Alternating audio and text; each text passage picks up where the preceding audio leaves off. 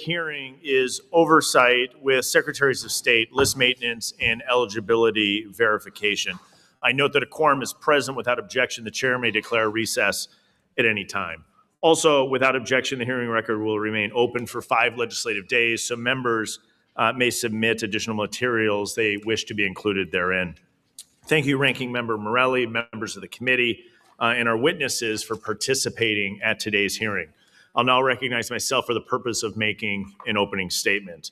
Today, the Committee on House Administration continues our oversight of federal elections. We'll focus on state efforts to maintain accurate voter rolls, as well as our efforts to ensure only eligible voters are participating in our democratic process. In January, I sent letters to 10 Secretaries of State addressing these issues. My questions focused on topics including voter list maintenance, voter eligibility, including citizenship, and registering voters, how states identify and notify ineligible registrants of removal, and use of the SAVE database, which the Trump administration has made available free of charge. 2 secretaries I wrote are here with us today, Kansas Secretary of State Scott Schwab and Minnesota Secretary of State Steve Simon. I thank each of you for your responses and for being with us today. The committee has a responsibility for ensuring states follow federal election law. It's also responsible for drafting necessary legislative reforms. With several recent reports of potential non-citizens appearing on state voter rolls, I believe it's time to act. In Ohio, 62 non-citizens were found on the state's voter rolls with the help of the SAVE database. In Iowa, an illegal alien was working as the superintendent for one of the state's largest school systems. He was registered to vote in the state of Maryland and was mailed a ballot. In Kansas, the SAVE database helped identify a non-citizen who has been charged with illegal voting in 3 elections. It actually also turns out that he was a mayor of a city in Kansas. And just 3 days ago, a non-citizen was charged in Minnesota for voting in the 2024 election. These are real stories, and current federal law is part of the problem. The National Voter Registration Act and the Help America Vote Act set baseline standards for voter registrations back in 1993 and 2002, respectively. However, we've identified serious flaws in these statutes that are actually weakening election integrity. For example, under the NVRA, each state must include a voter registration application with every driver's license application. This in particular creates a serious problem when states are allowing illegal aliens to receive driver's licenses. So to get this clear, under current law, illegal aliens are required to receive voter registration materials when they get a driver's license. That's absolutely nuts. Congress caused this problem, and we need to fix it. Issues like this are only compounded when states fail to maintain accurate voter rolls. Consider the implications in states with universal vote-by-mail policies. In those states, a live ballot is automatically mailed to every person on the voter rolls for every election. When list maintenance is insufficient, ballots can be sent to people who've moved or to people who are deceased. What's to stop a current resident at an address from mailing back a ballot that's not theirs and sending it in? There are real flaws, and fixing is something we should all be able to get behind. It's common sense reforms. This is exactly why I introduced the Make Elections Great Again Act, the MEGA Act. The MEGA Act updates, clarifies, and strengthens voter list maintenance standards, including a new requirement that states conduct general list maintenance at least every 30 days. This baseline requirement would ensure that every state takes the proper steps to keep their voter lists accurate and up to date. Election integrity is not a complicated issue. Only eligible voters should be casting ballots in our elections. One illegal vote is too many. Congress has the ability to strengthen standards for federal elections, and it's time that we act. Doing so will boost voter confidence and increase participation in our elections, and that's a good thing. I thank both of our secretaries for being with us today, and I look forward to our conversation. I'll now recognize the ranking member, Mr. Morelli, for 5 minutes for the purpose of providing his opening statement. Thank you, Mr. Chair. for convening us. And in just a moment, I'll thank our witnesses. But I think the one thing we can all agree on today is to express our congratulations to Chairman Stile and his beautiful wife, Kaylee, on their recent nuptials. I understood you used the time we were away from Washington. So I just want to, as someone who's been blissfully married for 42 years, I think I can certainly say that I'm so incredibly happy for you and for your beautiful bride, and want to wish you all the best. Thank you very much. Yeah. So thank you again for the hearing, and thanks to our witnesses. And by the way, I don't want my time to be used congratulating the chair. I just want the record. Thank you. Thank you for giving me my time back. I also want to thank our witnesses for joining us today. We are grateful to you and to your fellow election officials around the country who work so hard to ensure fair, free, and secure elections. I am, and everyone should be, dismayed by the continuing baseless attacks on our democracy intended to sow false doubt in election administrators like the two public servants who are with us today. I say everywhere that I am incredibly grateful to local and state administrators who, I think, jealously guard the sacred obligation and right and duty they have to count elections. And American citizens should know, because I want to speak to them first. You should know your elections are secure. Your vote will count. Your vote is your power. It is your right. Please, please, please use it. The people lying about the security of our elections want to take your power away by discouraging you from voting at all. They want to take your power away by attacking local election administrators and making it harder for them to serve your communities. They're desperate to make voters distrust democracy because they're afraid of losing power. All the suggestions that they're making about changes aren't about improving the process. It's about improving the process for political power. Should you begin to believe those lies, they have seized control from you, the American voter. Don't let them get away with it. In America, voters are in charge. Citizens are in charge. Use your power and use it by voting. Second, I want to speak to our witnesses and share with you how deeply I respect your work. Thank you for your public service. I'm confident you both will run free, fair, and secure elections in your states. You both deserve our support. You both deserve Congress's gratitude and respect. No one who does the jobs you do deserve to have resources slashed by my friends here, the other side of the aisle, who think it's fine to severely underfund HAVA grants. In fact, this morning, in a budget bill that was released, the majority proposes $15 million nationally for election security grants. $15 million for the whole country. If I was good enough to do the math quickly, 150 million or so Americans who cast ballots, and divide it by $15 million, it's not even pennies per voter. So we need to do so much better.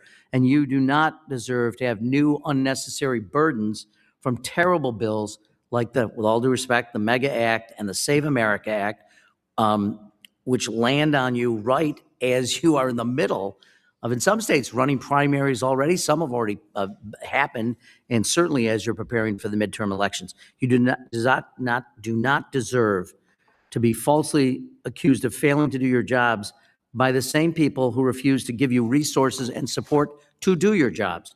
You also do not deserve the unprecedented threats and risks the Trump administration is piling on top of these burdens that are being furthered by my friends on the other side of the aisle. You and your voters deserve a Department of Justice that will protect voting rights and support critical work that you do, not one that makes illegal demands to turn over private voting data so the Trump administration can decide who gets to vote.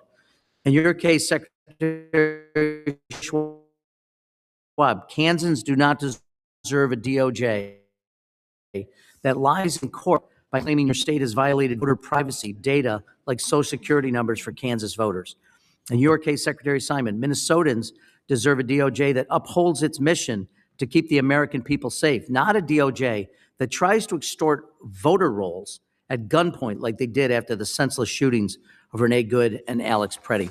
You and your voters deserve a Department of Homeland Security that provides cybersecurity assistance, information sharing to identify and mitigate risks, disaster preparedness, and other essential support, not a CISA, or Cybersecurity and Infrastructure Security Agency, that's been hollowed out by malicious conspiracy theorists and enablers here in Congress. You and your voters deserve an intelligence community and director of national intelligence who will protect Americans and secure our election critical infrastructure against foreign threats, not weaponize intelligence authorities for political purposes. You deserve a president who respects the Constitution of the United States, not any legal executive order purporting to take over your authorities and attacking the ability of American citizens to vote by mail. Of course, that's the same Donald Trump, I hesitate to point out, but it's important to, who voted by mail just last month, even though he was in Florida during early voting and could have gone to a polling place, but somehow found time over the weekend to go to a UFC championship fight in person. Donald Trump thinks he deserves special privileges while making things harder and more costly for Americans. You deserve a federal government you can trust, a federal government that has your back.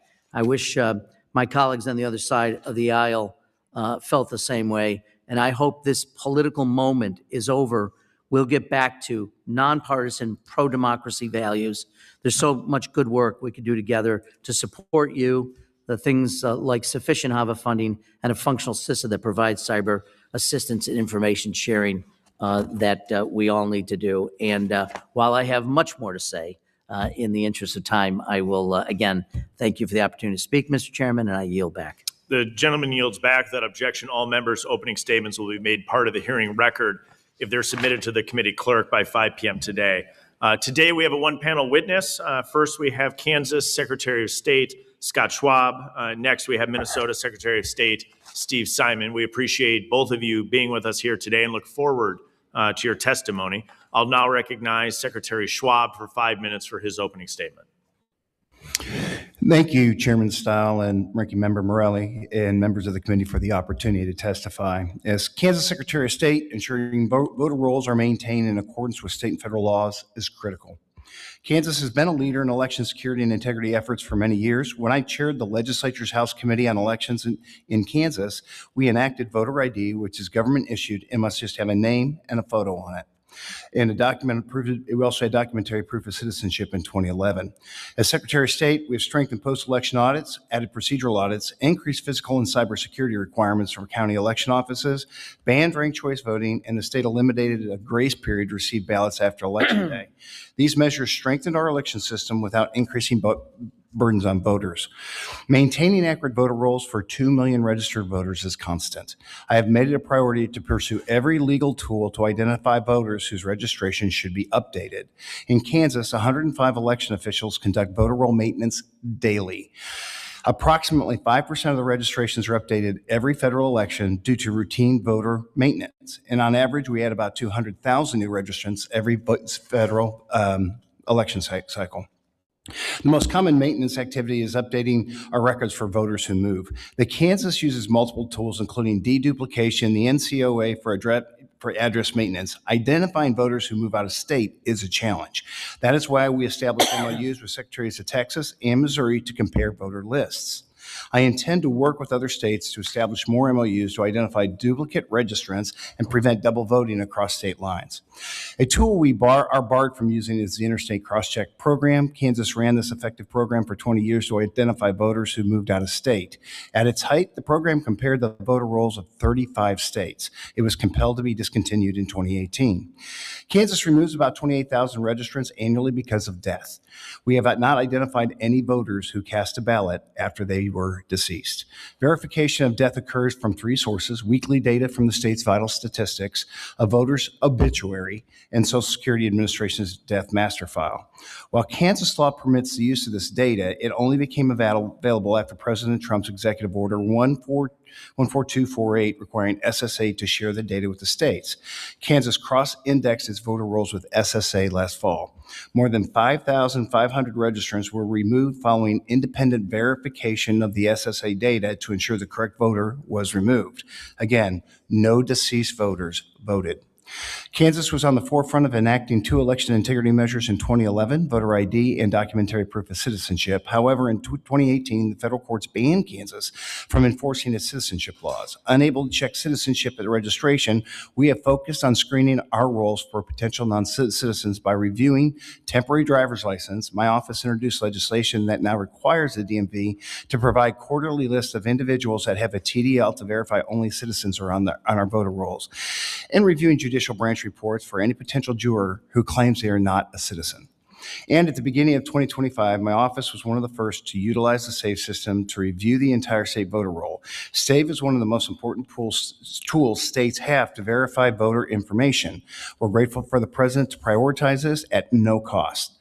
After running the voter rolls through SAVE, the rolls are cross-checked for potential non-citizens for follow-up and possible criminal prosecution. The Attorney General and I do have a close working relationship, and when there is suspicion of an election crime, including non-citizen voting, it is referred to him. To date, the Attorney General has brought 2 criminal indictments, and my office has referred 7 more suspected non-citizens to the Attorney General. The importance of this collaboration is highlighted by the discovery of a non-citizen serving as mayor of Coldwater, Kansas. This person registered to vote prior to the Kansas Proof of Citizenship law, which grandfathered him in. However, having access to SAVE system prior to this administration would have identified this person and prevented additional alleged crimes from being committed. To further strengthen laws in this area, my office has successfully pursued legislation to take effect July 1 to mandate the use of SAVE twice a year and require state agencies to report non-citizens who apply for benefits on our voter roll comparison. Mr. Chairman, Kansas has a strong checks in place to ensure eligible voters are on the rolls. I appreciate President Trump's actions to make SAVE available and Social Security data at no cost to the state. I also appreciate the diligence of county election officials, and I can't say that enough, to ensure errors are not made in voter roll maintenance that would jeopardize public confidence in our system. Thank you. Thank you very much, Secretary Schwab. Secretary Simon, you're now recognized for 5 minutes. Thank you, Chairman Stile, Ranking Member Morelli, and members of the committee. It's an honor to be with you. I'm grateful for the invitation, and I'm glad to be here alongside my colleague and friend, Secretary Scott Schwab of Kansas. Also glad to be reunited with my former colleague as Secretary of State, now Representative Lee. Minnesota is proud of its accurate, fair, secure, accessible, and trusted election system, and I appreciate the opportunity to speak about it, specifically the work that is done to ensure that Minnesota's voter rolls are accurate and up to date. Now, as you know, voter roll list maintenance and eligibility verification are governed by extensive state and federal laws. The robust procedures Minnesota follows to ensure compliance with these laws can't be covered entirely in my 5 minutes of remarks, but I'll attempt to cover the most critical aspects of Minnesota's system here. I've included additional detailed information in my written remarks. Minnesota has a variety of rigorous election security measures in place before, on, and after Election Day to ensure that our voter rolls are accurate. In Minnesota, voters can register to vote either through a voter registration application or, if they are eligible, through the secure automatic voter registration process with the Minnesota Driver and Vehicle Services Division of the Department of Public Safety. Minnesota is one of about half the states in the nation that adopted secure automatic voter registration, and it's important to know that individuals are only eligible to be included in that system if they provide citizenship-affirming documentation, such as a birth certificate or a passport, at the time they apply for a driver's license or state ID card. Regardless of the method of registration, every voter registration application is compared to our state's driver's license database or the Social Security Administration Help America Vote Verification database, depending on the identification number provided by the voter at the time of their application. This initial comparison process is not unique to Minnesota and is governed by the Help America Vote Act. Once this initial comparison has been completed and the registration is added into the state database that we call SVRS, or Statewide Voter Registration System, every single voter is also mailed a non-forwardable postal verification card. If that card is returned as undeliverable, the voter's record is challenged. And if a second postal verification card is returned as undeliverable, the record is inactivated. Once a record is entered into the statewide voter registration system, it is continuously compared to multiple data sets, including monthly reports from the Minnesota Department of Corrections on individuals incarcerated for a felony sentence, daily reports from the Minnesota court system on those who have had their right to vote revoked, monthly reports from the Department of Public Safety on non-citizens with temporary status in the U.S., and monthly reports from not one but two death indices, the Minnesota Department of Health and data from the Social Security Administration. We also use data to ensure that duplicate voter records are identified and removed, and that our voter records are as up-to-date as possible. This includes comparing voter records against court data to identify legal name changes, the U.S. Postal Service National Change of Address Registry, and address data maintained in Minnesota's driver's licensing system. We also securely share information with 25 states and the District of Columbia to identify voters who have moved or registered in a different jurisdiction. In the rare cases where a potential voter registration violation is identified, state law requires referrals to the county attorney for investigation and prosecution. In addition, we also conduct annual list maintenance to inactivate any voter record that has not been updated by voting or other registration activity in over 4 years. This work to maintain accurate voter rolls is done by local election officials in Minnesota's 87 counties, and that work is supported on Election Day by hundreds of municipalities and by over 30,000 poll workers. These Minnesotans who work to administer our elections are committed to safe, secure, and accessible elections for all eligible voters in Minnesota, and I'm proud to say that public trust in this system is exceedingly high, as evidenced both by public opinion polling in Minnesota and by the fact that Minnesota routinely leads the nation in voter turnout. As Minnesota's chief election official, I'm proud to oversee a system that provides broad access to eligible voters while maintaining the security necessary to preserve fair and accurate elections. Thank you so much for having me again, and I look forward to your questions. Thank you very much, Secretary Simon. Thank you both for being here. I'll now recognize myself to begin questions. We'll then follow with the ranking member and go back and forth. Let's start with basic principles. Do you both agree that non-citizens should not be voting in U.S. elections? Yes, Mr. Chairman. So you agree with the principle. So let's dive in. I want to dive in with you, Mr. Simon, or Secretary Simon, if I can, on Minnesota's situation here. Does Minnesota issue driver's licenses to illegal aliens? Mr. Chair, to non-citizens broadly, those who are documented and undocumented. Yes. So non-citizens broadly, including illegal aliens. And does it distinguish on the driver's license whether or not an individual is a citizen or not? Mr. Chair, no, it does not. No, it does not. Some states do. Minnesota does not. So if an individual comes to register day of in Minnesota, you allow same-day registration. Is that accurate? Correct. And if an individual comes in and registers, there's no photo ID requirement on same-day registration in Minnesota. Accurate? Correct. And so an individual wouldn't have to show their ID, and if they did show their ID, it wouldn't say whether or not they're a United States citizen. Mr. Chair, I'm hesitating only because there's certain circumstances that might be different from that, but I take the meaning of your question. Yes, it's not required. Right. In Minnesota, you have a vouching opportunity as well. That's right. And so an individual who is registered to vote in Minnesota could show up with up to 8 individuals and vouch for them. Is that accurate? Yes, but they are only vouching for where they live, not their citizenship or age, only their right, because residence. it's not asked, right?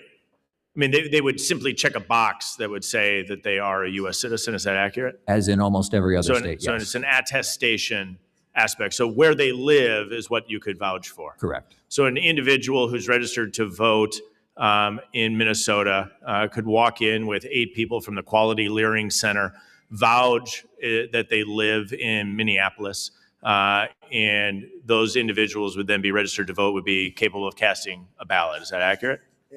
Not quite, almost. I would say they have to live in the same precinct and they have to swear an oath, and that's all. Well, they would have to swear to that, right? I mean, that Right. the one person could vouch for up to 8 individuals Correct. that is the case. Just as to residents, that's true. Right. And so then the concern is whether or not people are doing this inaccurately. So let's look at a case that just came to the forefront in your home state of Minnesota. An individual from Fillmore County has now been charged with voting illegally. That's the right. individual was sent, according to the reports, was sent voter registration material following obtaining a driver's license, which is required under federal law that the state of Minnesota does that. Is that correct? Actually, no, Mr. Chair, because we're NVRA exempt. You're NVRA exempt, good qualification, but they are sent in the state of Minnesota, so not required under federal law. Most states are. You're NVRA exempt. but you do send voter registration, the state of Minnesota sends voter registration material to every individual that registers, that obtains a driver's license? No, Mr. Chair, actually, that's not how the system works. And I would just say, as to the news report you're flagging, this individual said things that is reported to have said things that just aren't true, that he was sent some sort of, application. That is not the state of the law, was not the state of the law when he is alleged to have registered to vote in 2023. So I think he got that wrong. But no, we have a back end AVR, automatic voter registration system, and the only folks who are eligible to even be in the pile to be considered to be registered to vote are those who produce citizenship affirming documentation at the time they apply for that ID. What citizenship affirming documentation will they provide? It could be naturalization papers, it could be a birth certificate, it could be a passport, but any person in Minnesota is entitled to do that. But again, they only get to the pile where they're even considered to be registered if they do that. And why would you not use this SAVE database in Minnesota? Well, in our It's free, right? I think so. Now, under the Trump administration has made the SAVE database free. I think that's right. We have made the determination, and every state has to make its own. I'm not throwing shade on my colleague, Secretary Schwab, but we have made the determination that is not yet ready for use in Minnesota, and we would need a statutory change under Minnesota law to do so. So you need a statutory change under Minnesota law to allow you to use the SAVE database. So Mr. Schwab, do you find value in the SAVE database? We do. Nobody wants a person who's deceased on their voter rolls. And so what happens is where you reside is not hard and fast where you can live in.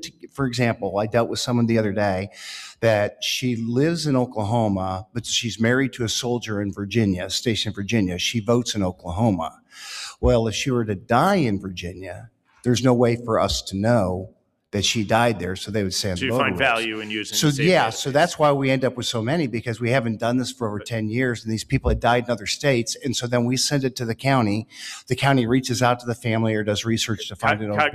Cognizant of the time, because I want to make sure all my colleagues get their questions in. I think there's real value in the SAVE database, and I hope Minnesota makes a decision to utilize it. I'll yield back. I'll now recognize the ranking member, Mr. Morelli, for 5 minutes for questions.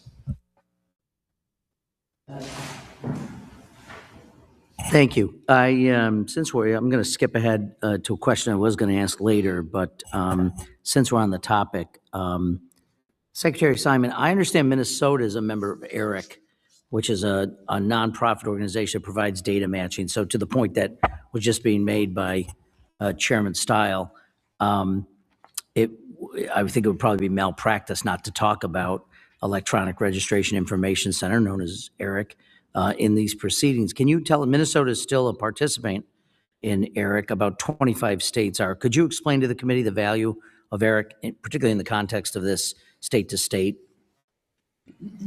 Yes, thank you, Representative. I mean, good data is the coin of the realm here, right? I think we all agree on that, whether it's a particular source is good or not. We agree that good data matters. And we get really good data from ERIC because it enables us across state lines to do very confidential, anonymized matching. In other words, personal information is not disclosed as such. It's coded, it's shared in an anonymized way. And it enables us very consistently and effectively to find people who have moved to another state, who are perhaps still registered in Minnesota. In rare cases, it enables us to find people who have double voted or attempted to double vote. So because of the scope and because of the routine data sharing, we find tremendous value in it. The more states are in it, the better, of course, but it's just about half of the states, and we find it invaluable. And so the example that was used from Oklahoma to, I forgot where the other, Virginia, maybe you said, Secretary Schwab, wouldn't ERIC be a tool that would allow you to trace where people are and whether they'd be eligible in one state or another? Representative, it would be a good tool. The problem is it's expensive, and we don't have the resources to join. The cost of ERIC is determined by member states. Yeah. And I used to tell the folks at ERIC, if you could get California to join, then we could probably afford it because of the population of California.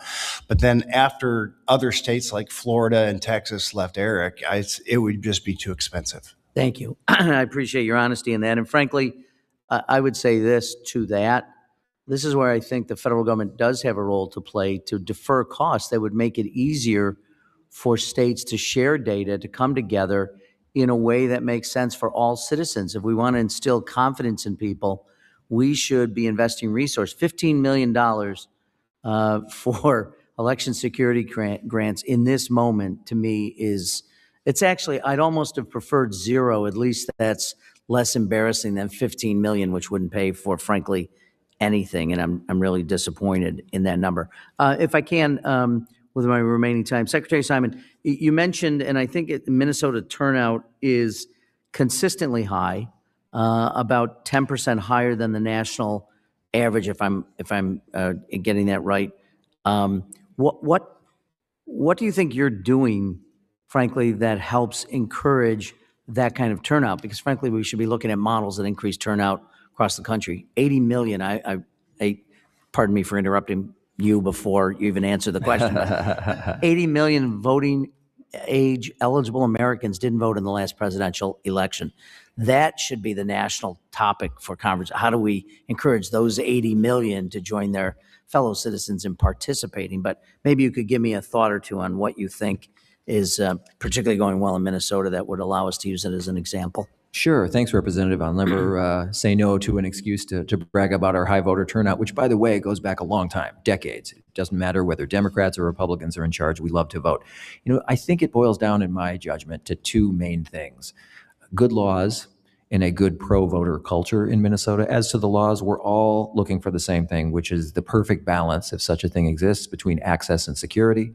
Access meaning let's not make it an obstacle course unnecessarily. Security meaning let's make sure that only eligible voters and no one else is taking advantage of that accessibility. And in terms of the culture, I think some of it is self-perpetuating. We're sort of a little bit competitive with other powerhouse states like, Mr. Chairman, Wisconsin, a perennial rival when it comes to sports and voter turnout. And so I think it's those two things briefly that explain our success. I appreciate it. Let me just close again by thanking you both and secretaries all around this country and local election administrators who I think are doing an amazing job. Our job here shouldn't be to tip the scales for a particular political party. Our job ought to make sure that the American voters have the opportunity to render their verdicts. Even when I don't particularly love the verdict they render, I have enormous respect for it. I have trust in the American people. Before I yield, if I might just ask unanimous consent to enter into the record a statement from the Dean of the Minnesota Congressional Delegation, Representative McCollum. Without objection. And it also asks unanimous consent to enter into the record the following 4 items.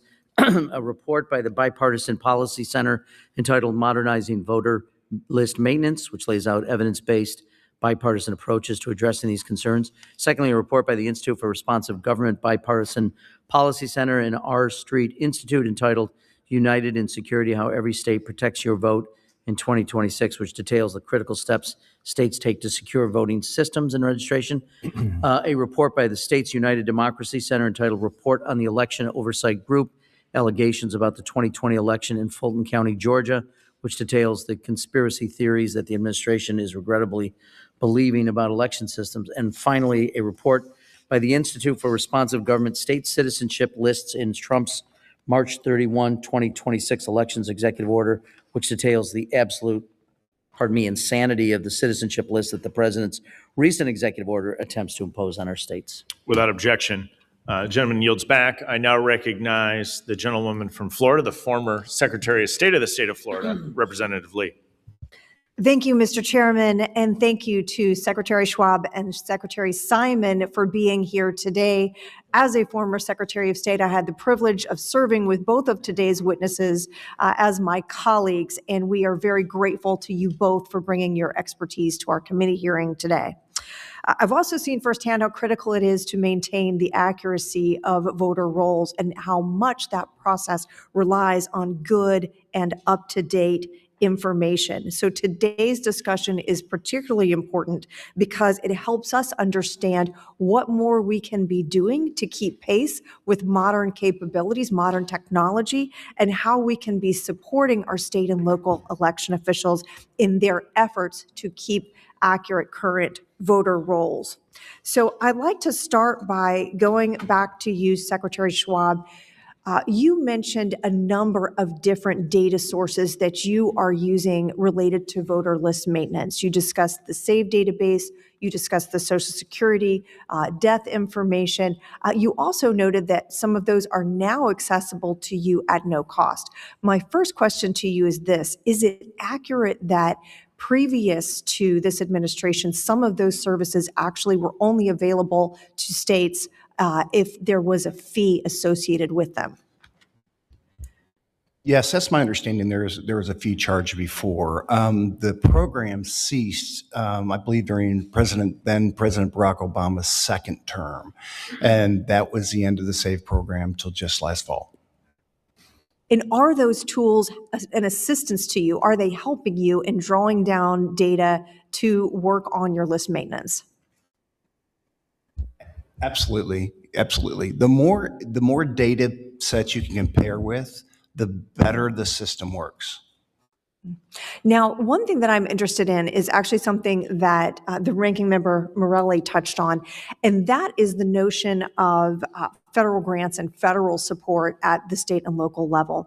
Are there particular things that, in your view, we could be doing to assist with the voter list maintenance process, whether that is data or technology? Are there things that Congress could be doing more to support you? There's a couple things. One, and this is where I'll disagree with the ranking minority leader. I always come from the school of a thought that elections are best run locally and funded locally. I get in trouble when I accept FAVA funds, but I'm expected to accept them, but then there's a match, but my legislature's not in session. So now I'm spending money that without legislative approval on the match. And this last session, they didn't approve the match. So we're trying to hopefully not have to send the money back to the federal government because of the match. I'd rather just, because the strings attached, just don't give me any more money. If we need more money, we can handle it locally. Some other things like in the NDRA, there's a 90-day shut-out period. It would be nice if that was a little bit shorter.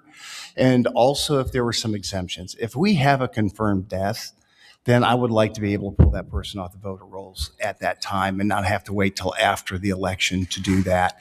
And there's other things that we would, simple things, but just make it narrow. There's this image that by some folks that think I'm just at a computer at my desk and I can delete voter registrations. I can't.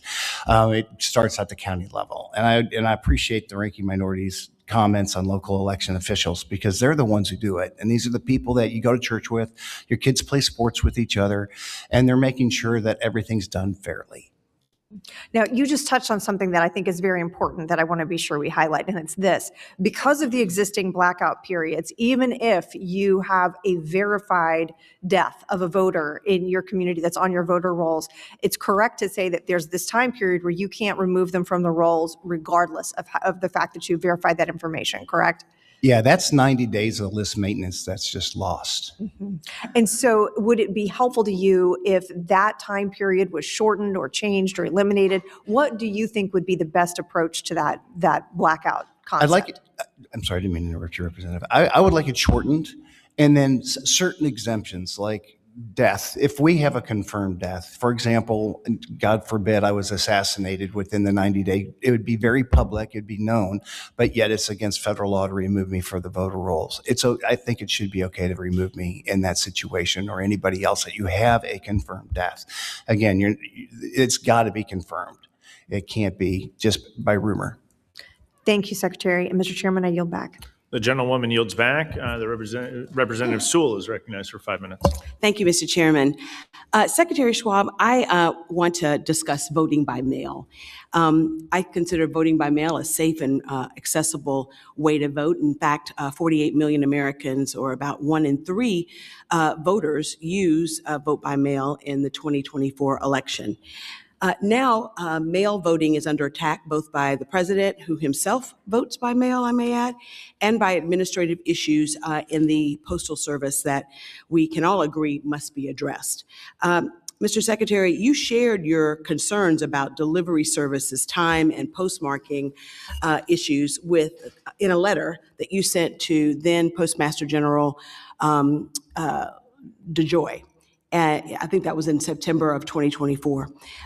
In this letter, you wrote, quote, "The Postal Service failure to deliver as promised has disenfranchised approximately 1,000 voters in Kansas," correct? You also describe that disenfranchisement as, quote, "a failure to provide service that enables Kansans to exercise their constitutional right to vote," correct? Mr. Chairman, I'd like to unanimous consent to enter into the record Secretary Schwab's letter to then Postmaster General DeJoy. Without objection. Secretary Schwab, do you agree that voting by mail is a critical tool that eligible voters and that people, just like the president, should be able to cast their ballots by mail? I do, with a caveat. And by the way, Representative, we've met Have we? in your home district. All Then right. Secretary Merrill did a Oh, joint yes, venture. absolutely. And we've met. Thank you for taking Secretary the time Merrill with was us. then the Secretary of Alabama. State for the state of Alabama. Yeah. Thank you so much for taking the time with us. It was an impactful trip, to say the least. Absolutely. Now, tell me about vote by mail. Do you Vote by agree mail. that- So I stand by my comments. We have ballots from the 2020 election show up at county election offices 3 years later, which is why I always Well, say, I mean, I think that I think that you were concise, which is why I put in your letter into the record. So I get it. And I do believe that it is a critical tool.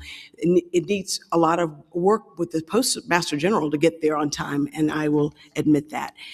Secretary Schwab, in 2011, when you were in Kansas State Legislature, you supported a bill that required documentary proof of citizenship to vote. That law blocked the registration of more than 31,000 U.S. citizens who were eligible to vote, and the law was eventually blocked in the court. When asked by the Associated Press in 2024 about a similar provision contained in the SAVE Act, you said, quote, "Kansas did that 10 years ago, and it didn't work out so well," end quote. Mr. Secretary, do you still stand by those words that requiring documentary proof of citizenship to register to vote doesn't really work that well? well, it didn't work. And it was because back then we were supposed to have real ID, but the Brownback administration stalled it.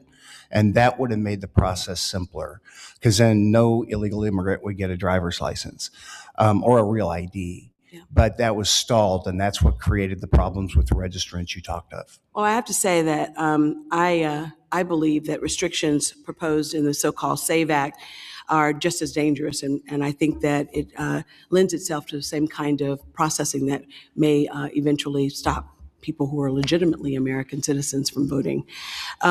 So my next question actually goes to you, Secretary Simon.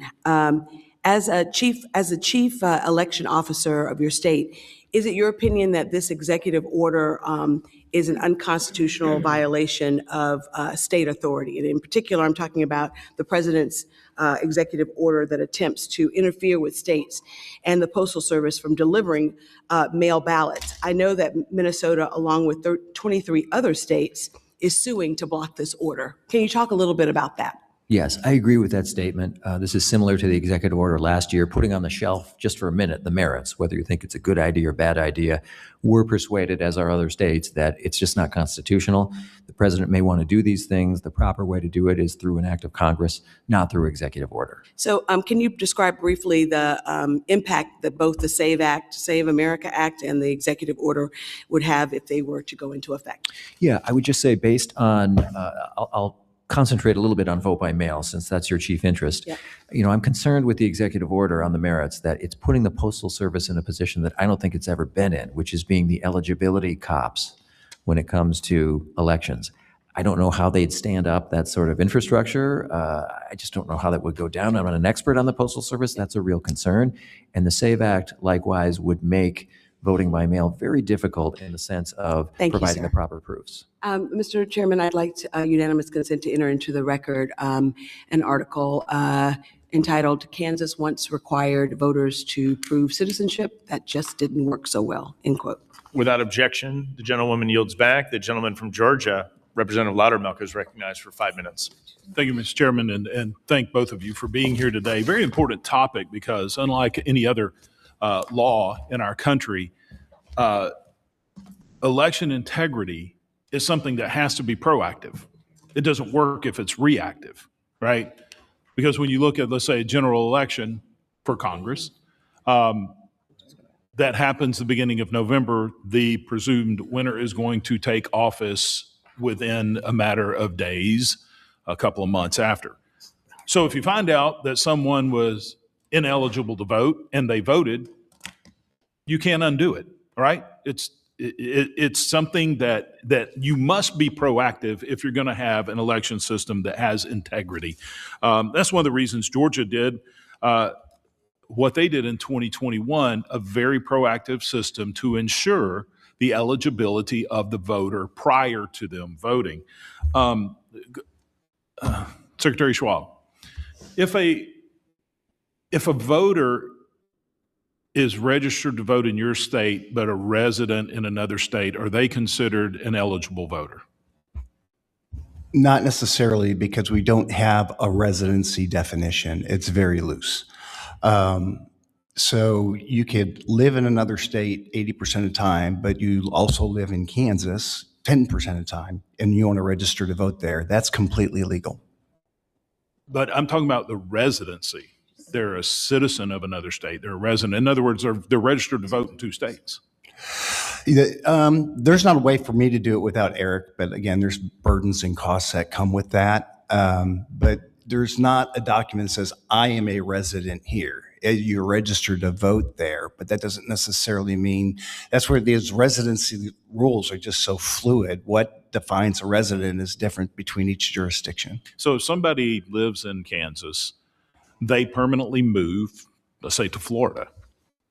They keep their voter registration in Kansas. You still consider them a registered voter? An eligible voter, I should say. Well, if they're registered in Florida, no. And so what we do is we do the national change of address. That's what I'm getting to. Yeah. Right? What about in Minnesota? Somebody lives in Minnesota, moves to Florida, they register to vote there. They're still registered to vote. Do you know that they've registered to vote in Florida? Do you have a way of determining this? Yes, Representative, yes, we would hope so, right? I mean, if they're a member state of ERIC, we absolutely would, but even if they're not, given the databases that we run all this information through, including change of address, there's a good chance we would discover it. Okay, so you guys do your voter roll maintenance. Okay, that's one thing that has been a huge issue. I am concerned a little bit about the vouching process. So you mentioned that only eligible voters can register when someone vouches for them. Is there a way of you qualifying their eligibility at that point? Just to clarify, Representative, you're talking about the person doing the vouching or the person who's vouched for? Both. Okay. I assume that the person vouching already has to be an eligible registered voter, right? That's right. Do you have a process to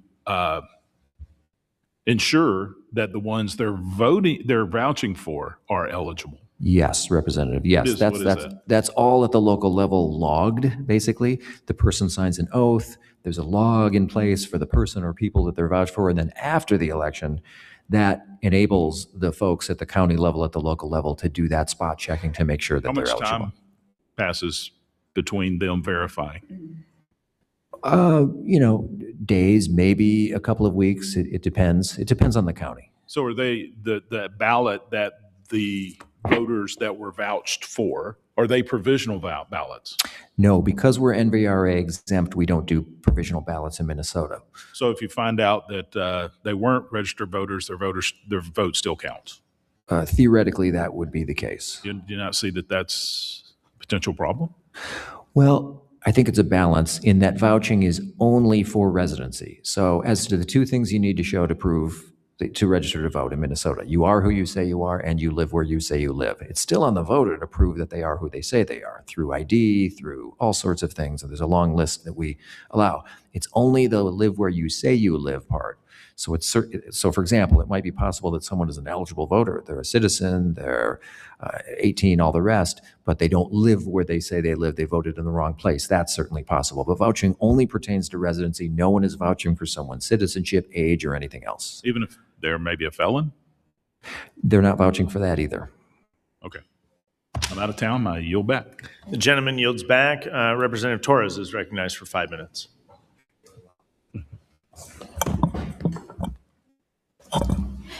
Thank you, Chairman. Congratulations to you and your bride. I too have been married 40 years, so we're happy to give you some insight information as to how to keep the marriage strong.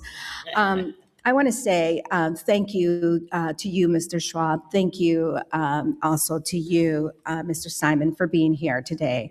But most of all, I want to say thank you so much to all of the people that work with you to hold free and fair elections in your states. It is, in the best of times, a thankless job, but these are not the best of times. This week, ProPublica published a horrifying investigation detailing how President Trump is openly working to, in his words, take over the 2026 midterms with loyalists placed throughout the government to do it. Those are not my words, those are the president's words.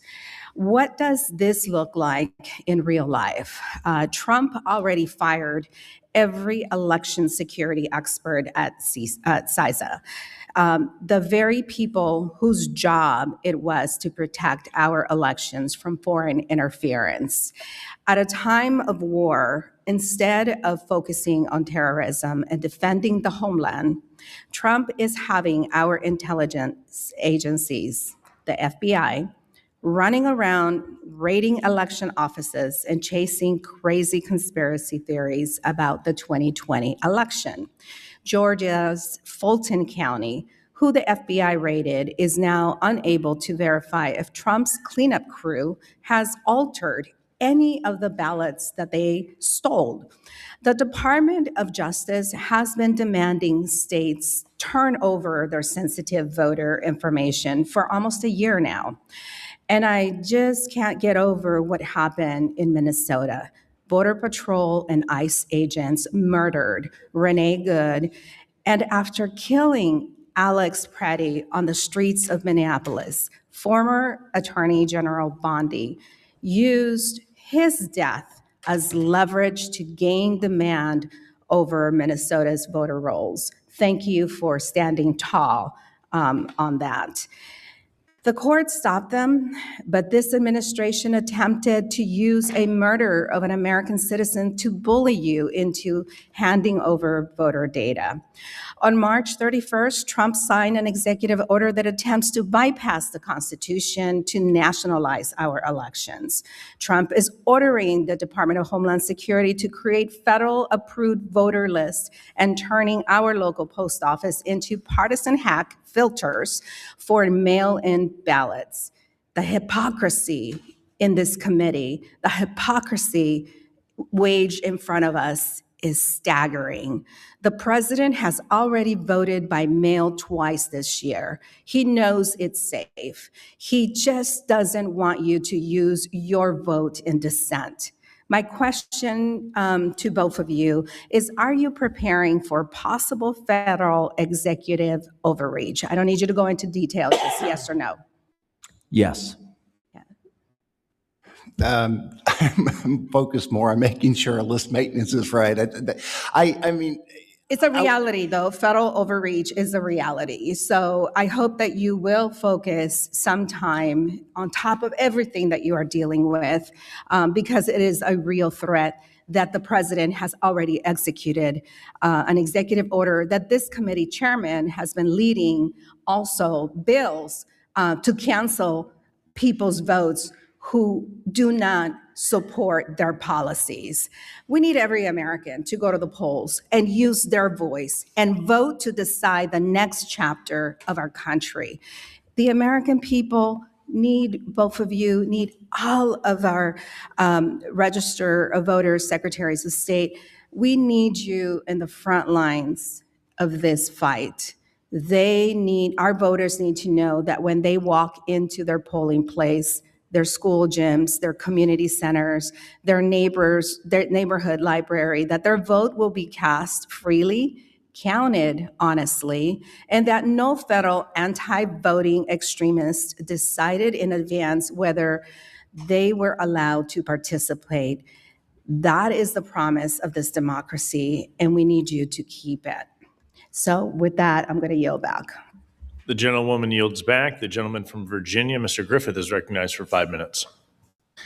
Well, Mr. Chairman, let me just say, first off, I've read all the bills that you're sponsoring, and I know that if you read the bills, there is no attempt to invalidate any legitimate votes by American citizens in this country, and I have supported those bills because they don't do that. If they were trying to take away the votes of people who didn't agree with my policies, I would be absolutely opposed to that, because that is a violation of the principles of a democratically run republic. And I appreciate your efforts. Thank you.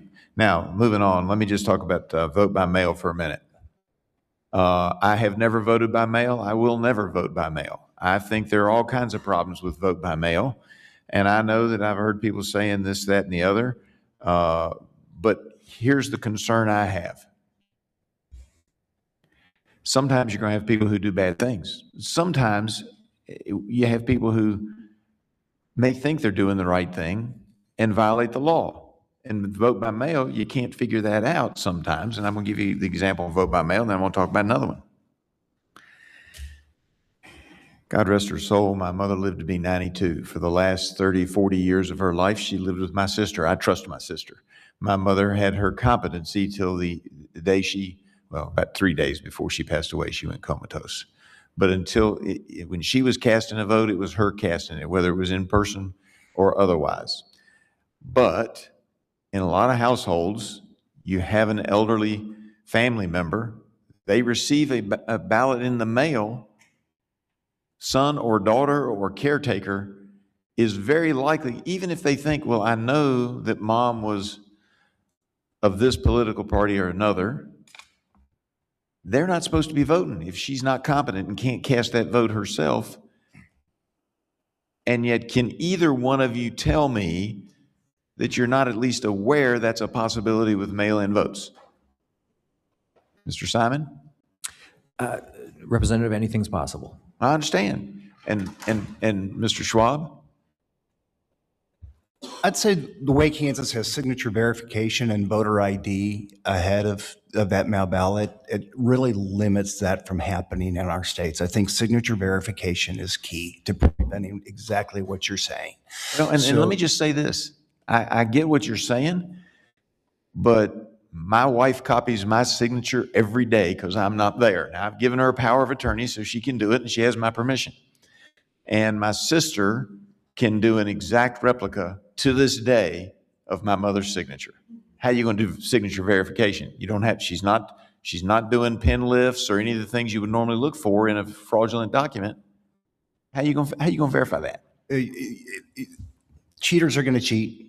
Mistakes are going to happen, but I don't know of any way you Our can. job is to try to keep the cheaters from being able to cheat. And in the case of my family member, our job is to make it clear you're not supposed to be doing that as a favor to mom. And that creates a problem. And then I've got this other problem. And Mr. Simon, it deals with your situation and the gentleman who voted illegally. And you said, well, he made some statements that weren't accurate because he got a statement that said in it that, you're not supposed to vote unless you're a U.S. citizen. But we're sending these statements out to people or having people look at these things, because when you do motor voter and you sign up for a driver's license and you get the application or you do it right there, we have a lot of people coming into this country, God bless them, the ones who are coming in legally still don't necessarily have a full command of the English language. So if you have that document being checked off in the English language, I submit to you, they quite frankly, in many cases, may not realize what they've checked or what they've signed.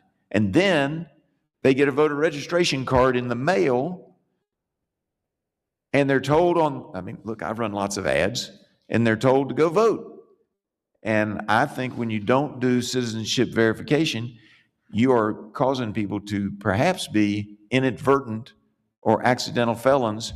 And as a recovering criminal defense attorney, I hate it when the law sets people up to make felonious mistakes. And I think that's what the laws that don't have citizenship checked do. They set it up for people who can't read or write English well to commit felonies without actually creating the mens rea to do so. And that's why I support a lot of the legislation that is intended to make sure only U.S. citizens get to vote. And with that, Mr. Chairman, I yield back. The gentleman yields back. The representative from Texas, Representative Johnson, is recognized for 5 minutes. Thank you, Mr. Chairman. Gentlemen, thank you so much for being here. And Secretary Schwab, as a person who's born in Kansas, it's a pleasure to have you here. I'd like to use my time to address a little bit of a different topic, which is voter notification of poll changes in poll place locations. And I'd like to highlight for this committee a situation that happened in Dallas in our recent primary, because I think it's very important that we pay attention to this. And I would love to, and I welcome you all to join on my bill, the VOTE Act. And Mr. Chairman, I hope that we can give this committee can give it consideration. And what the bill does requires, when poll locations are going to be changed, that voters be notified. They'll be notified where to vote. Because what happened in Dallas is we have gone in from precinct-only location to countywide vote centers. And we've gone back and forth. And the problem is, when I first ran for office in 2018, we were at precinct-only locations on election day. And then we went to vote centers, which has been great. Everybody could vote anywhere in Dallas County, and we've been doing that for some time. And then, right before the primary, we switched for precinct-only locations. So what happened is, if you're a voter, let's say from Grand Prairie, which is a city in Dallas County, you had an election on January 31st where you voted in vote centers. Then our primary started, and then for 2 weeks of the primary, you could vote in a vote center. But then on election day, you could only vote in a precinct and at different times, and no notifications were provided to the voters of where to vote. And as a result, we had mass chaos, massive numbers of voters being turned away and unable to vote. And these are citizens, these are eligible voters who should have a right to cast their ballot. Over 30,000 voters in Dallas County were turned away to vote from when they presented to vote because they were not notified of the right vote center. And then the Secretary of State had a platform for voters, if you check in to vote, to say, this is not your location, you go to this location, but none of those were correct. They would send voters to multiple locations to vote, and they still were not able to cast their vote. And we had a field hearing. Ranking Member Morelli came to Dallas this past week, and we had a hearing on this very issue, and we heard stories of a woman, for example, was on crutches, and she was told to go to 3 different polling locations and was ultimately denied her right to vote because she got to the last one after the polls closed at 7 p.m. To me, that's unacceptable in this country.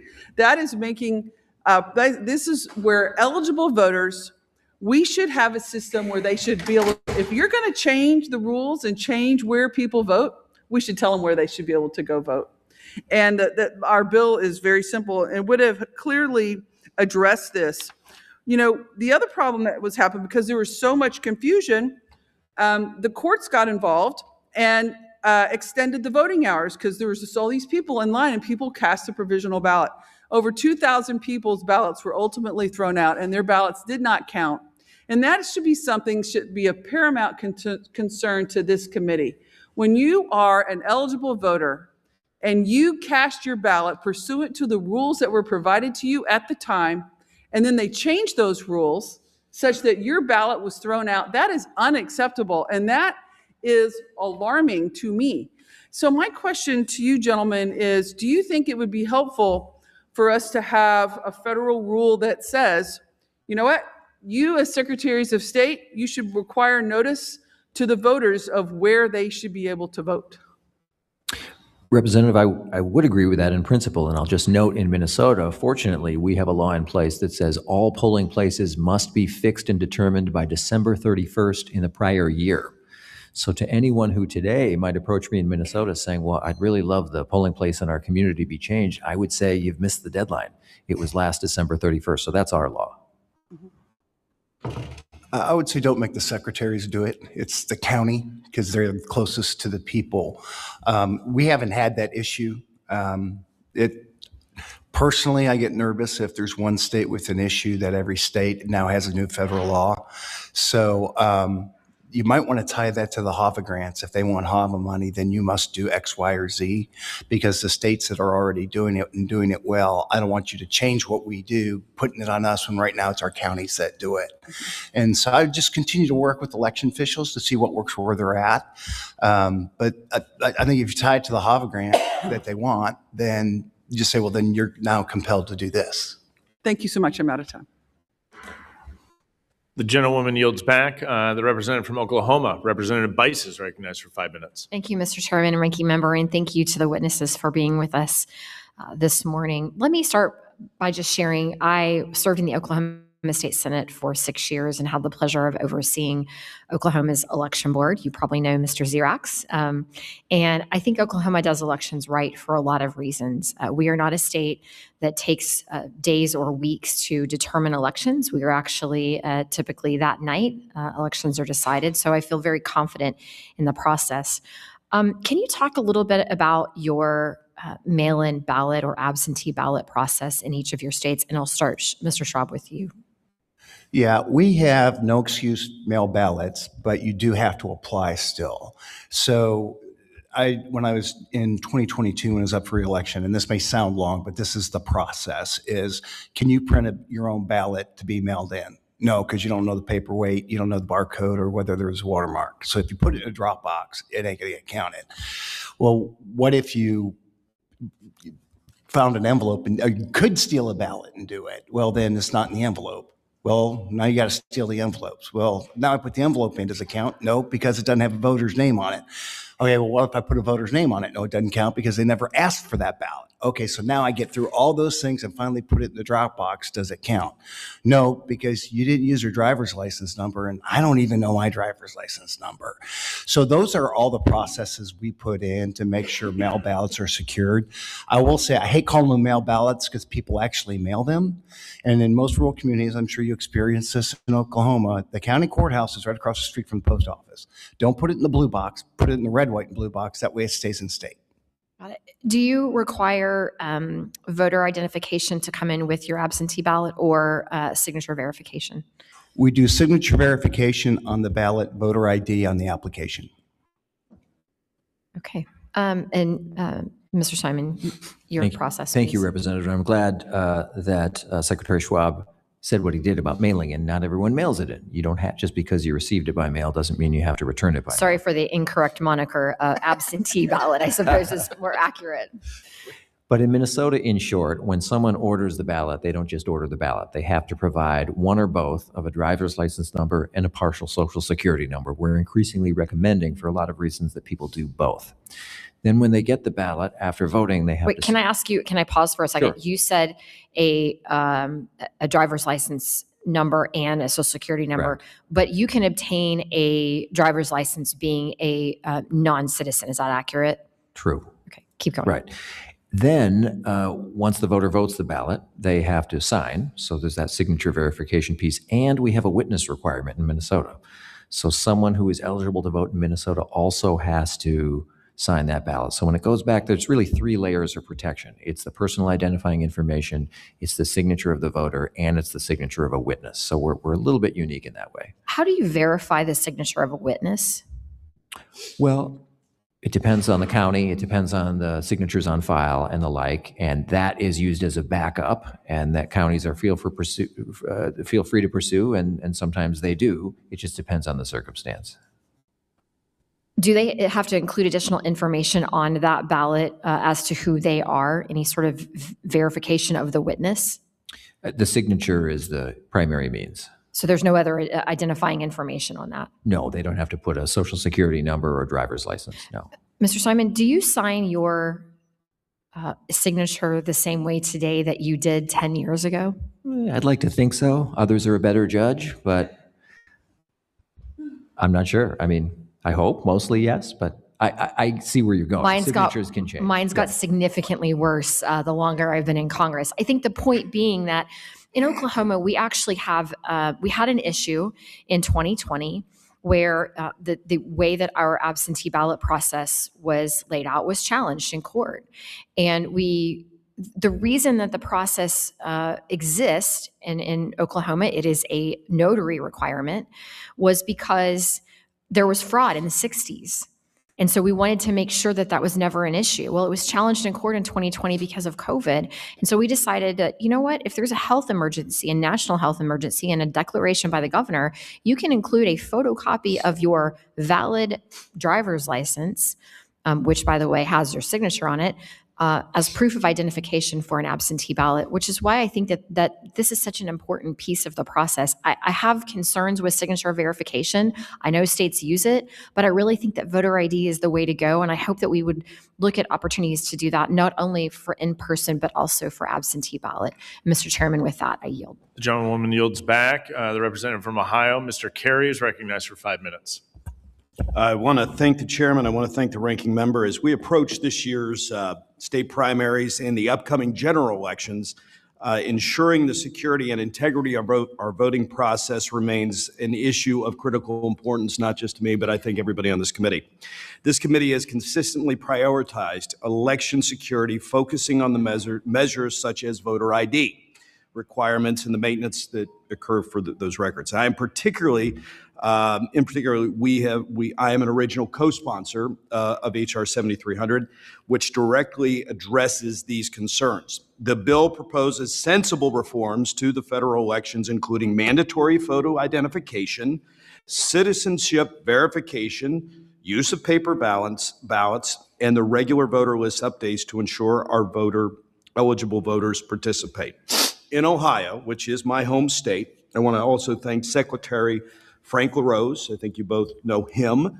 Also want to welcome him back. He was on deployment.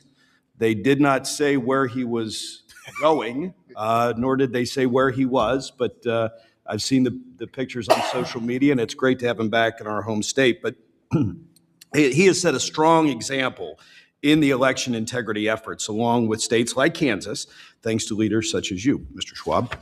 Ohio Election Administration approach includes both a photo ID requirement, a routine list maintenance to safeguard voter eligibility, and election security, which is incredibly similar to the efforts in Kansas. So, Secretary Schwab, Kansas enacted ID voter requirements in 2012. I'm going to ask you a few questions, and I apologize. I was on the second most important committee just a few minutes ago, which would be the Ways and Means Committee, and we had RFK testifying, which is the reason I'm eating my wholesome snacks, as that's what it says anyway. But Secretary, as far as you are aware, has the voter ID requirement been a barrier at all to voting? No, and the only barrier there was we had to provide a free ID. So we have someone sign an affidavit saying I can't afford an ID, and the county will issue them. And that's how it became a bipartisan bill. Even my current Democrat governor was a state senator there and supported it. So let's talk about it. How much would one of these voter IDs cost an individual? It's pretty inexpensive. So we've never had a county complain that they've had to provide. So the individual doesn't pay anything? If they've signed an affidavit saying they can't afford it, they get it free. They get it free. So they don't have to pay anything. Correct. And our ID just says it has to be government issued, have your name, your pictures. So this really seems difficult. All they got to do is sign, say they can't afford it, and they get a free ID? Correct. Okay, I just want to make sure of that, because I mean, a lot of confusion on that issue, as I'm sure you are well aware. Have election administrations in Kansas faced with any burdens implementing the new voter ID requirement? Any problems with it? It just changes what we've been doing since 2011. I like the idea that it gets government issued and doesn't have to have an expiration date on it. It has their face and it has their name. By putting more restrictions on it, then that could increase the cost of some of those. Does it have their signature on it as well, or no? Does not. Just their face and it's just their face. And so when you go to vote, and 99.9% of the time, it's a driver's license. So, anecdotally, I mean, would you say that this voter ID requirement has kind of bolstered what's the confidence in the election process? Can I share a story with you? You got 1 minute and 17 seconds. Make it a lot less than that, man. Well, all right. So when I was in committee and we were doing this, I was the chair of the committee at the time. We had a gentleman come and say, I only vote in presidential election years, but my sister's running for school board, so I've been asked to vote in elections. So after work, I went to vote and found out I'd already voted, and asked if they ever showed their ID. They said, no, it's against the law to ask for an ID at the time in Kansas. He said, so I talked to my state representative, and he went back, because our voting record's public. He found out he had been voting in school board elections for 10 years. That's really what tipped the scale, that we had the minority party support voter ID, because it was too important. Let me just ask you this, and I'm running out of time here, but simple yes or no answer. Should we enact a voter ID requirement for federal elections? I'm going to say yes. You're going to say yes. If more states had voter ID laws, would that boost public confidence in our elections? 13 seconds, yes or no? I say it has already for our state. I think most people are concerned about their state, and they're not concerned. Kansans aren't worried about Minnesota. They're not there. They're worried about Kansas. And I appreciate that, Mr. Chairman. With that, I yield back. The gentleman yields back. The representative from Illinois, Representative Miller, is recognized for 5 minutes. Thank you, Mr. Chairman, for holding this important hearing, and to the witnesses that are here. Secretary Simon, what steps has Minnesota taken to minimize opportunities for illegal voting by non-citizens? Thank you, Representative. We are very proud of the process that we have in place for filtering and screening and vetting non-citizens and anyone who's eligible to vote. I think we all share that goal. So as I said in my introductory remarks, this is a perpetual process. This isn't something that we just do once a year or even once a month.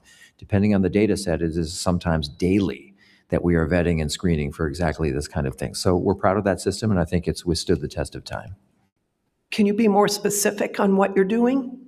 Sure. Well, as I mentioned, I'll give you some of the specific databases. So we screen every single one of our millions of voters regularly against things like court records, driver's license records, public safety information, conviction information, and the like. Those are the databases. Okay. Has your office recommended any cases of non-citizen voting to the Minnesota Attorney General or local prosecutors for investigation and prosecution? Yes. And how many? We can get you that information. I don't know, but we are bound by law to do that. So, and we do. Okay.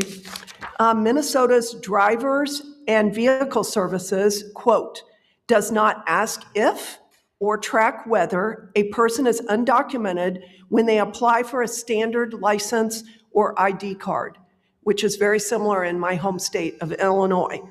If they don't ask for or verify citizenship status, then how do you know whether or not a non-citizen has cast a ballot?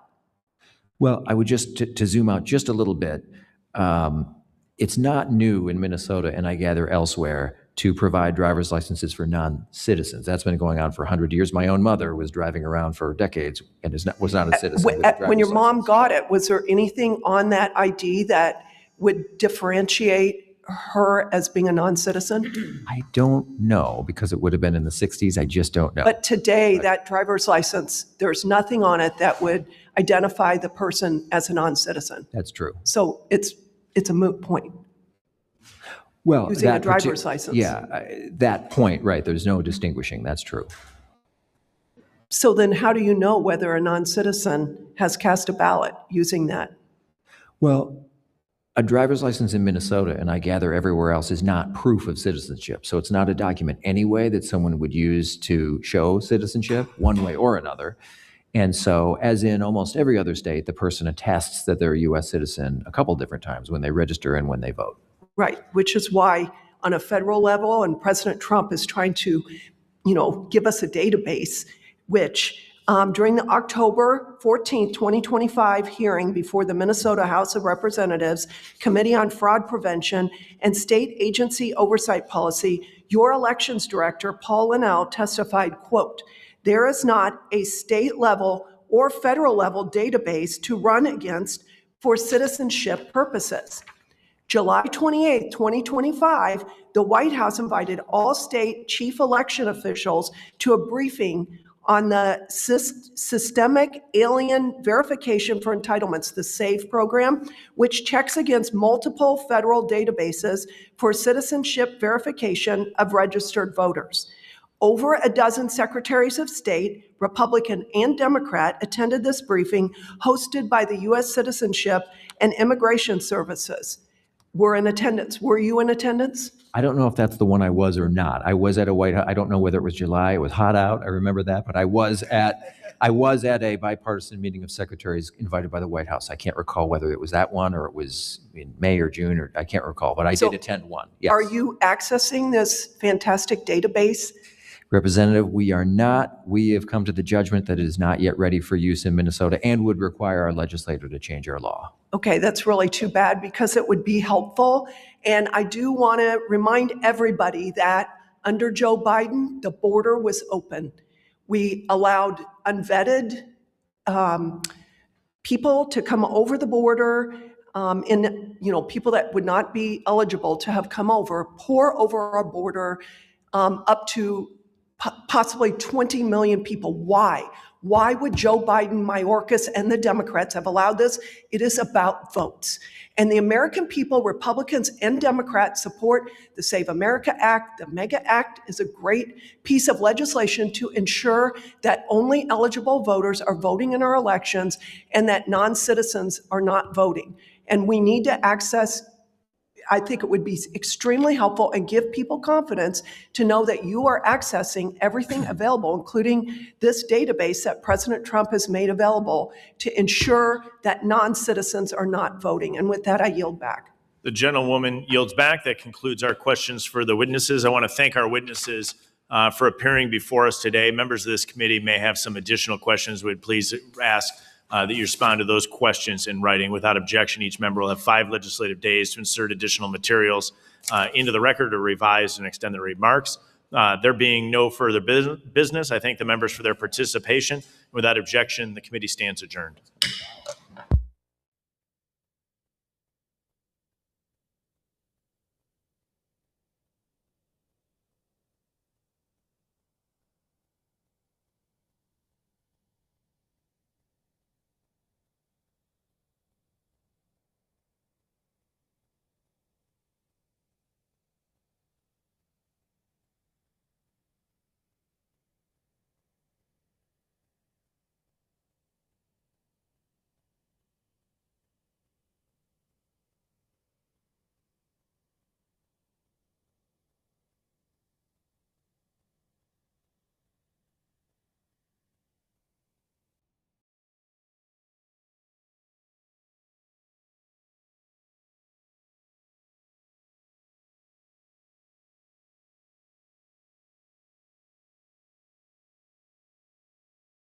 Want.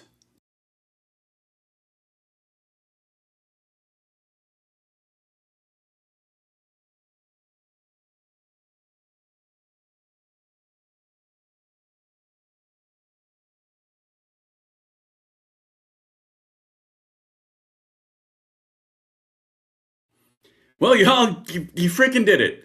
They freaking did it. The Iranians just opened the Strait of Hormuz, even though they weren't closing it and we were opening it and we had our blockade. Now we're opening our blockade. Oil is falling through the frickin' basement. The stock market and the S&P 500 are going through the frickin' roof.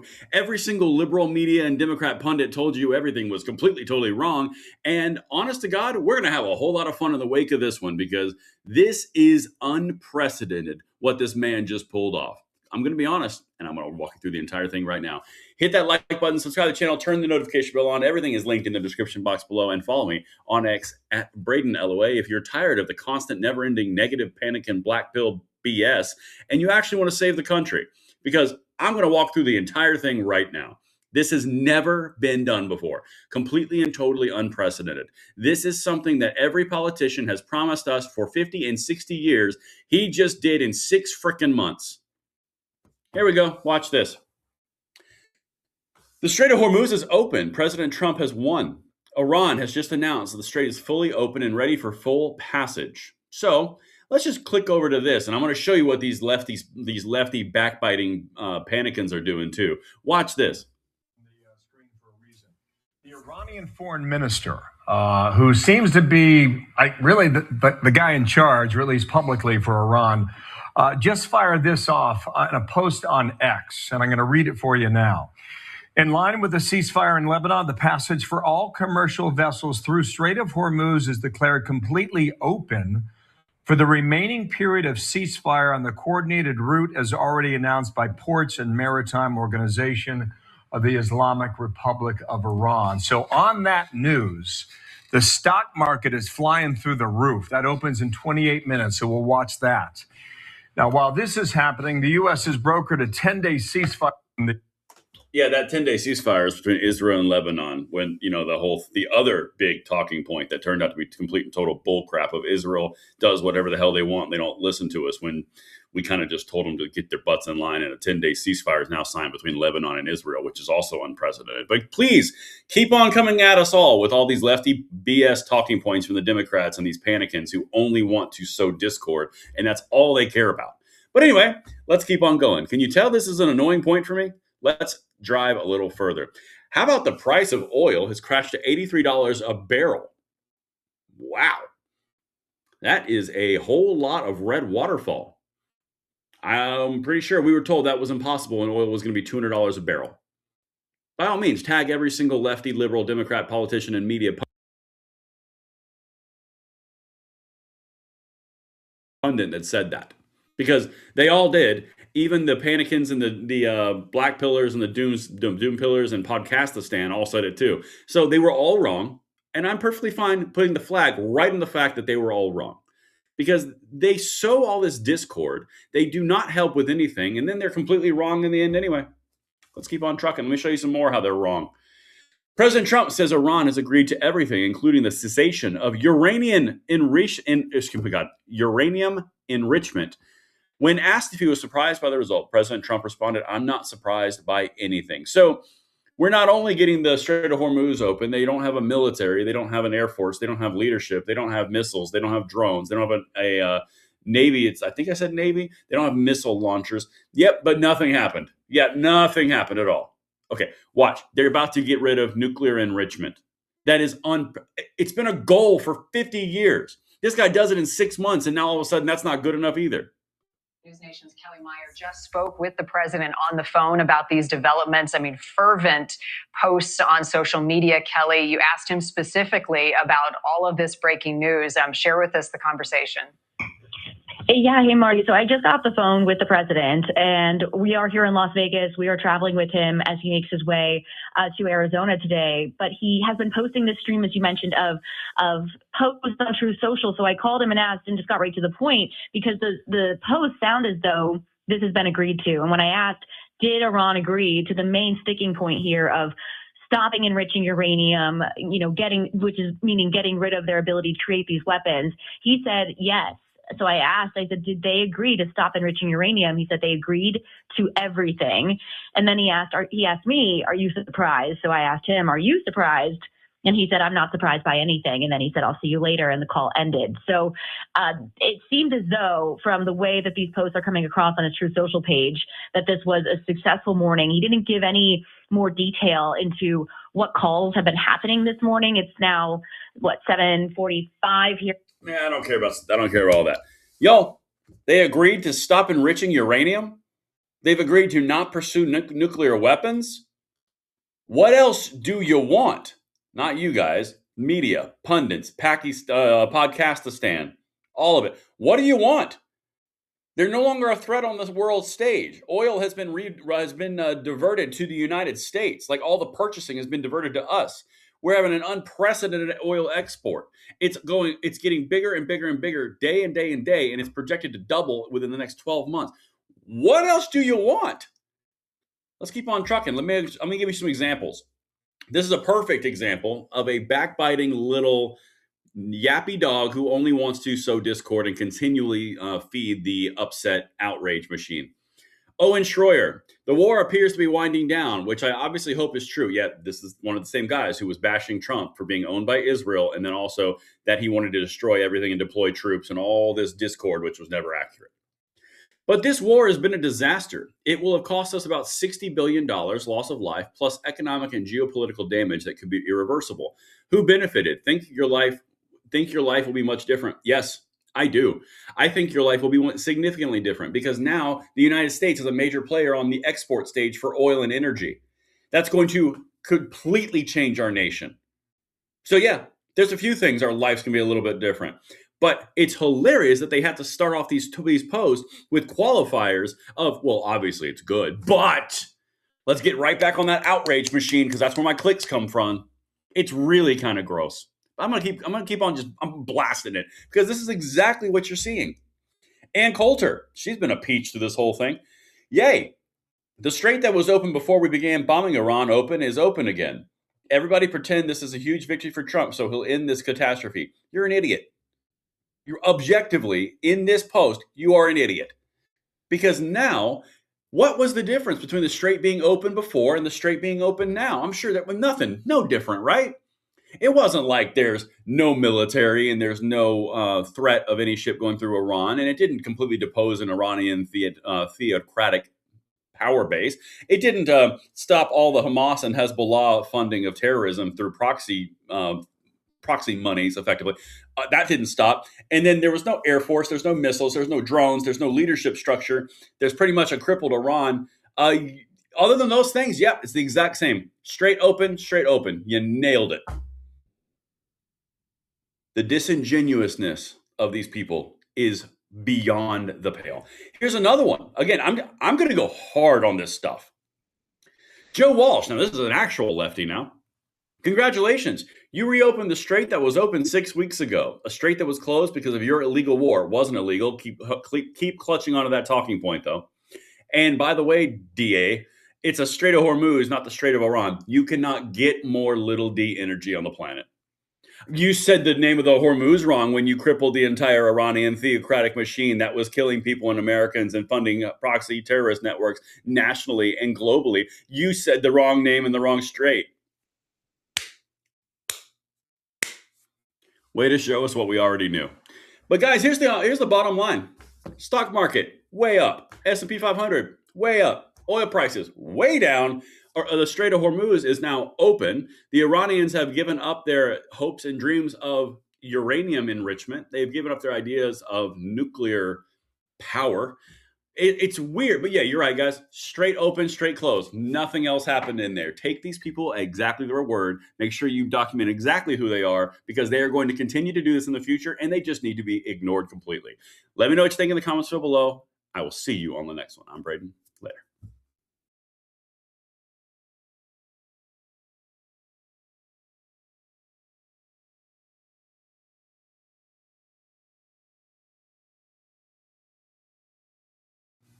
Y'all, what Supreme Court Justice Clarence Thomas just dropped is being hailed as nothing short of exquisite. And I completely agree. What we're about to walk through is one of the most amazing, direct, and relatable accusations against progressivism that we've seen from a justice of the court ever. This is remarkable. Make sure you watch this whole video and send this one out. Hit that like button, subscribe to the channel, turn the notification bell on. Guys, we need as many of you to jump in here as we can because we're saving the country together, doing it every day, dispelling the propaganda while we link everything in the description box below. You can follow me on X at Braden Ellaway. Before I actually show you the clip that I want to show you, I want to give you a little bit of a little mini monologue to everybody out there in my audience, particularly if you are in your 20s or your 30s, because this is the time when you get trapped. And it's not of your doing, it's the progressives. And let me explain what that means. Progressivism requires you to have a problem with the system, to make any issue that you have in your life, whether you're too short or you're too tall, whether you're too poor or you're too rich, you're too underemployed or you're overemployed.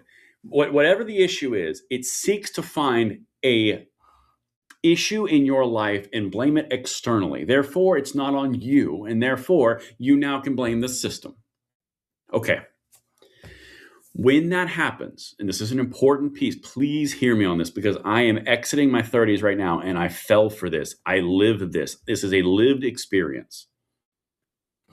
When you transfer every issue that ever exists to an external source, it is no longer incumbent on you to provide feedback for yourself, solicit feedback, and improve yourself to get you into the next phase of your life development or creative or career. It's essential to meet resistance and overcome that resistance through that struggle. That I did it, everyone I know is successful has done it, older people have done it, they'll all tell you the same thing.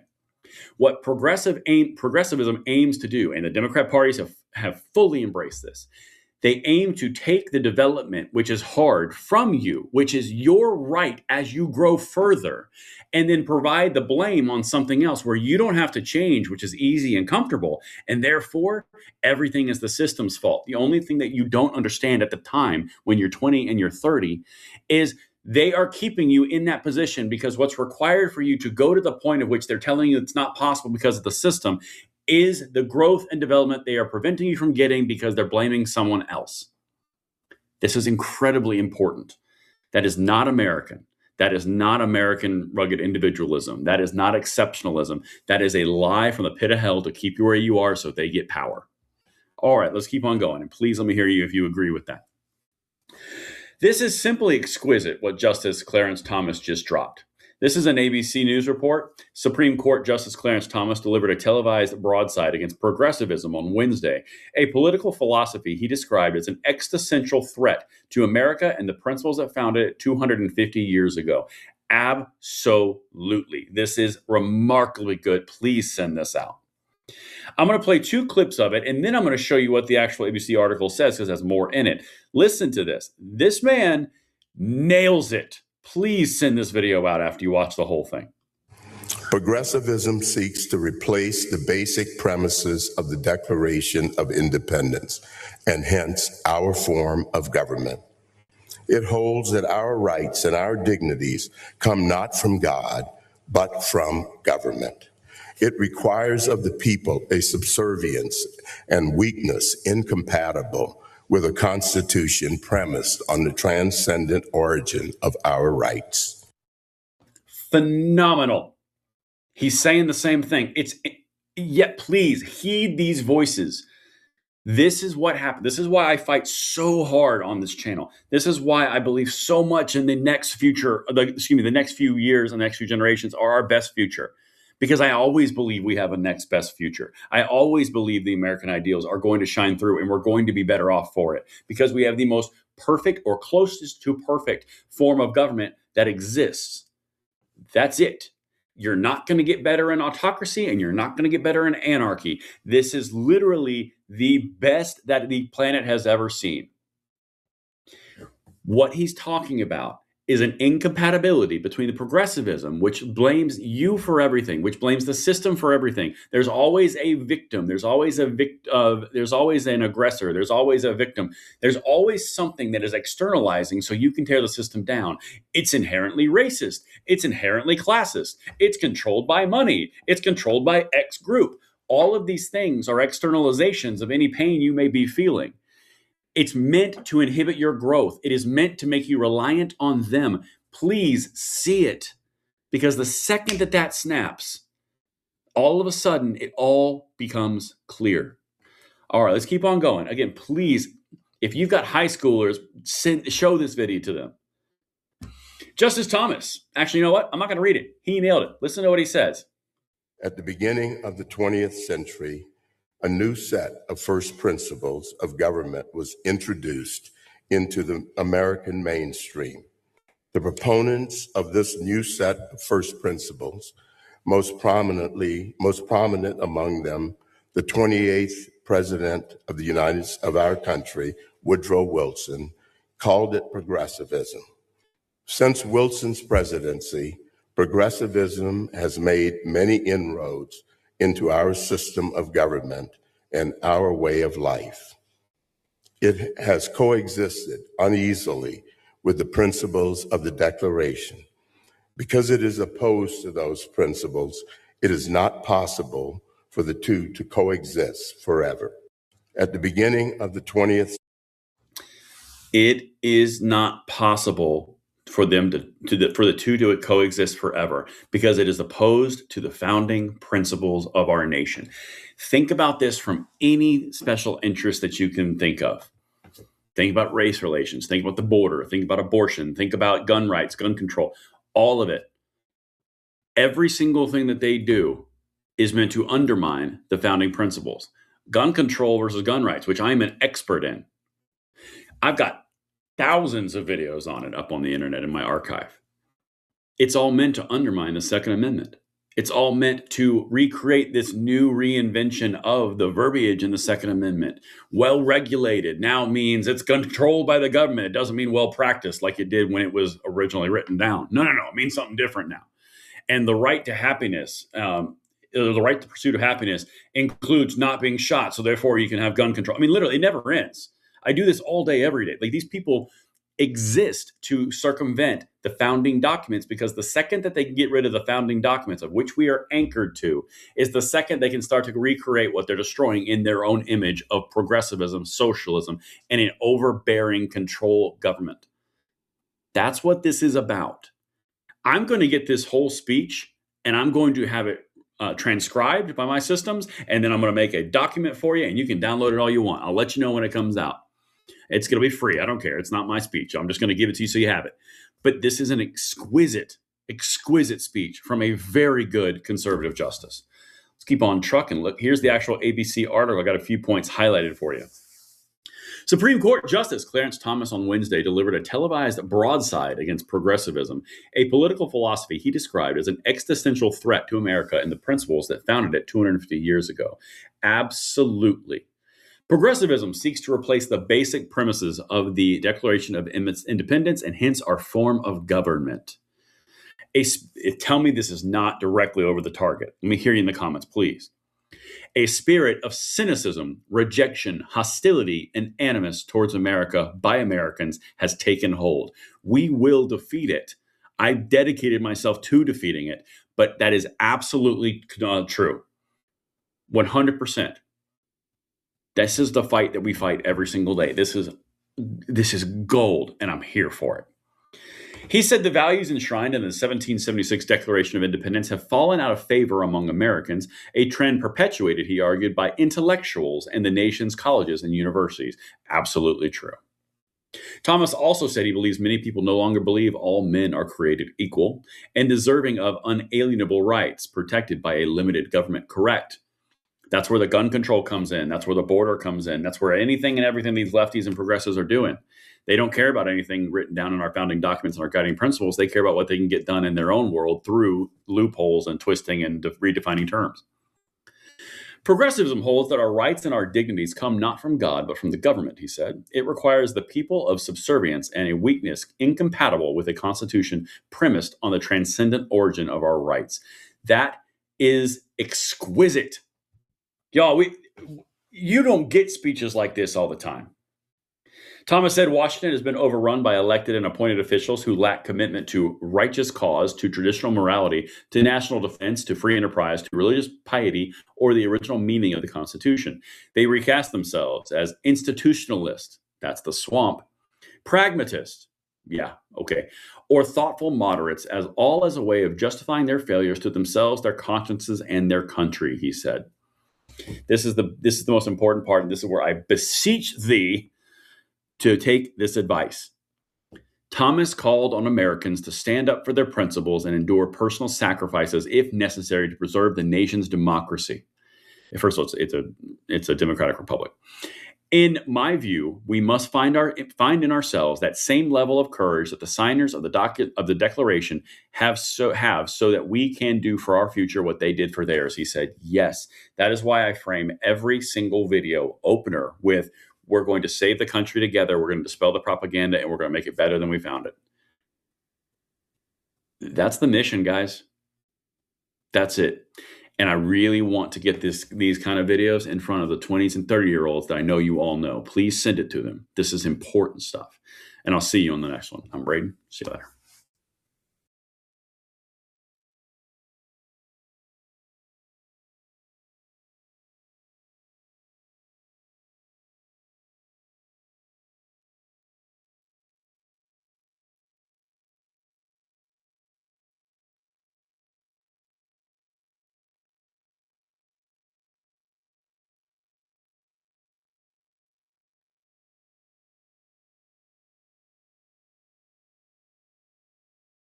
Very productive.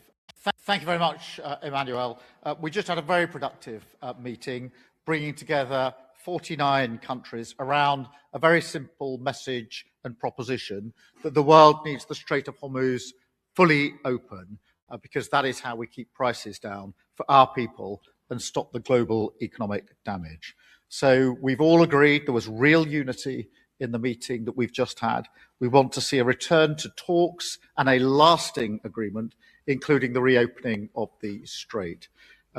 We welcome the announcement that was made during our meeting, but we need to make sure that that is both lasting and a workable proposal. And if anything, it reinforces the need for the work that we've been doing this afternoon, because we're very clear that the mission that we're putting together is a defensive mission, and that comes after a ceasefire. So that's why we brought the international group together to indicate how we will play our part. And there are a number of elements. First, to deliver the diplomatic push for peace based on the fundamental principle that the strait should be reopened immediately with no tolls and no restrictions. And there was absolute unity on those points across all of the states attending today. And that transcends the other differences that countries who are with us this afternoon may have, because the whole world needs to see a solution here. Second, that we need to manage the economic shock by avoiding unnecessary trade restrictions, supporting energy and food security, and supporting industry so that shipping can resume as soon as conditions permit.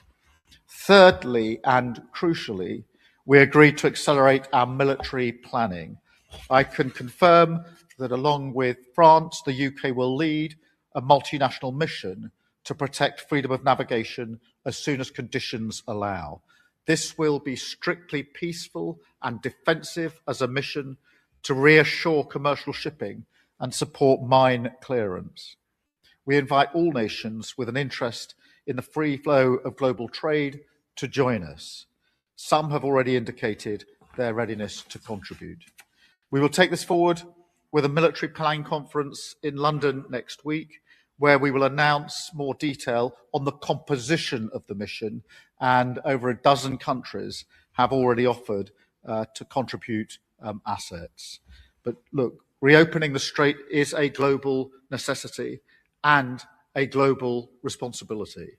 We need to act to get global energy and trade flowing freely again to bring down prices for working people. Our citizens need to see a return to peace and stability, and we will play our full part. Thank you, Emmanuel. Merci beaucoup.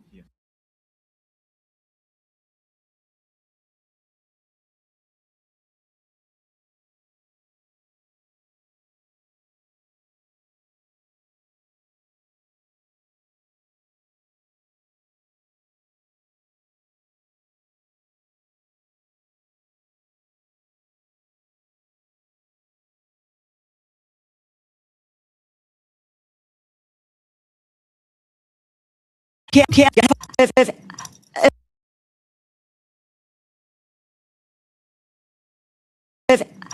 I were the head of HHS, I would, by God, say, don't take raw milk. It is dangerous to your health. And if you can't say that, well, maybe there's some other conclusions that can be drawn. Thank you, Mr. Chairman. Ms. Letlow.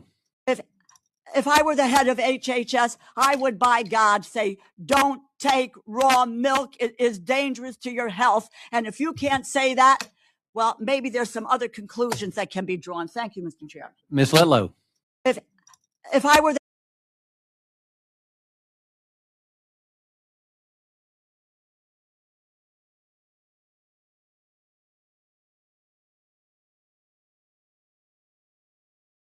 imprisonment and your content for